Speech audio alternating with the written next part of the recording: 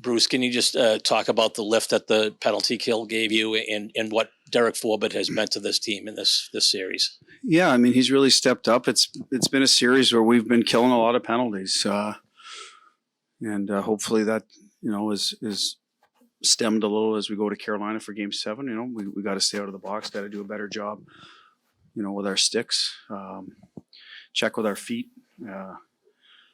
But in the meantime, he's been excellent on it. Shooting lanes, clears were better tonight, or real good. I think, how many did we have? 6. So I think it was there was one of them in the second period. We had a tough time clearing and got us in a bit of trouble. I think when we clear pucks, we're pretty good. You get fresh legs over, and our guys are pretty good. So when we get a little tired, it's like our power play. If they don't clear pucks, we can be dangerous. You start to get teams in bad spots. So. But I like Derek's game. He's been really good with Cliffy. In all of March, they've solidified themselves as a pair. That's why they've predominantly stayed in.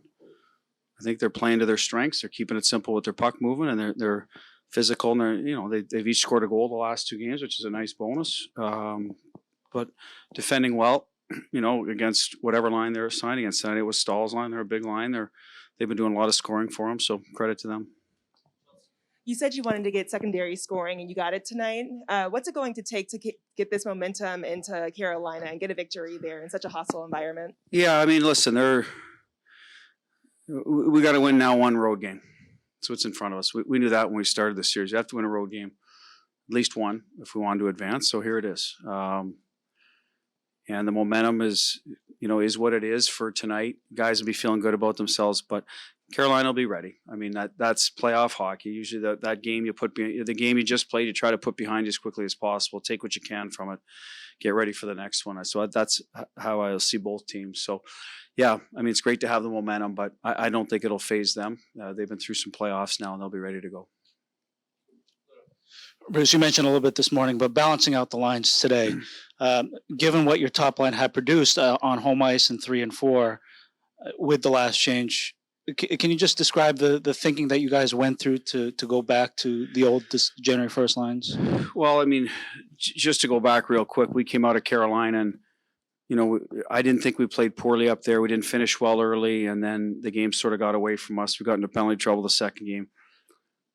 There's a lot of talk about what happened earlier in the year. It just, we had to sort of block out some noise, and sometimes that's difficult for players. And so we went back to a formula we knew has been successful for us at times, and to see if we could just, use that line as a, to galvanize the team a little bit.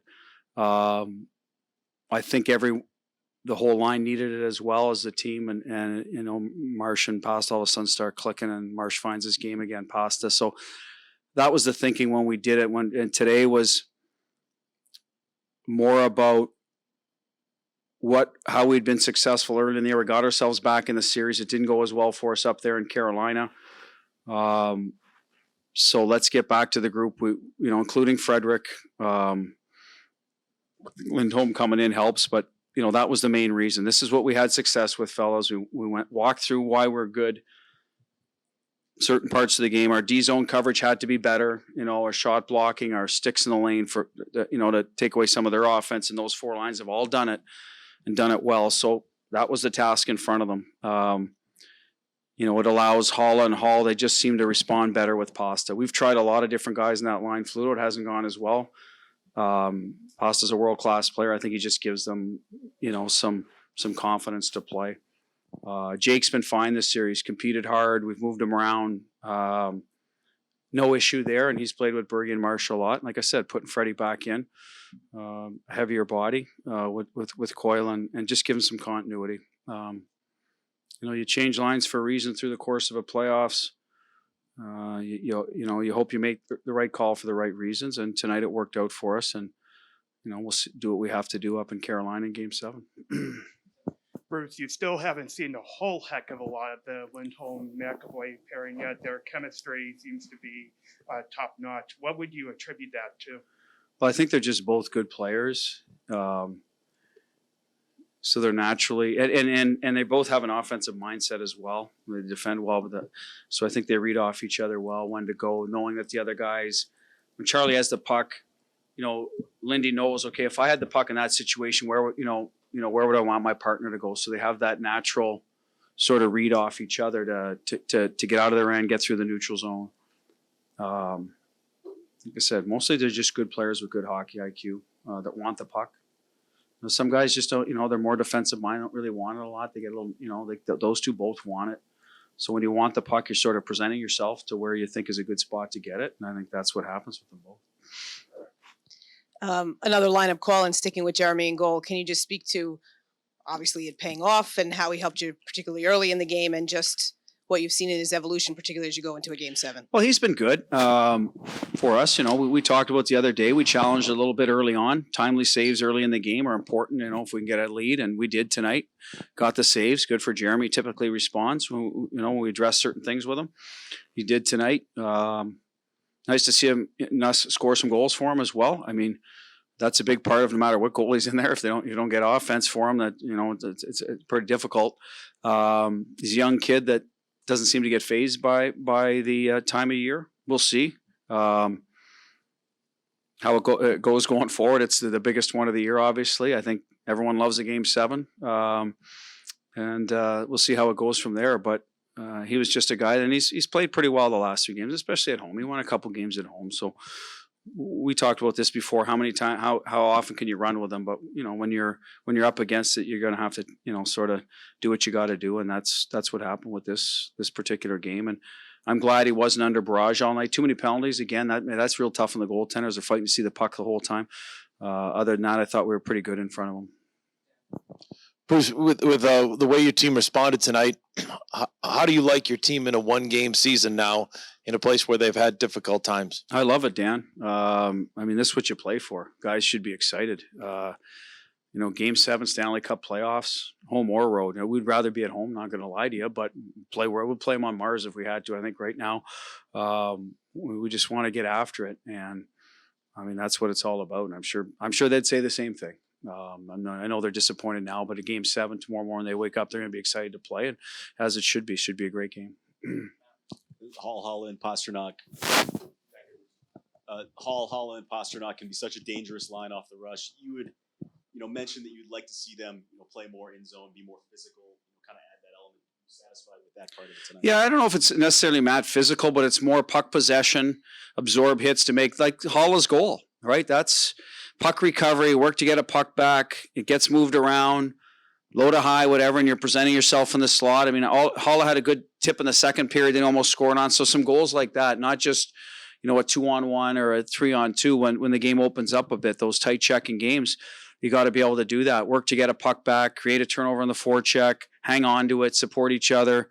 That's playoff hockey. And we talked a lot about that, Taylor, last year when he first got here through the Islanders series. So he's aware of it a little bit. And Eric's new to us. He's been in the playoffs, so he knows it. And Pasta's obviously been through it. So, they recognize it, and they came through tonight in that regard.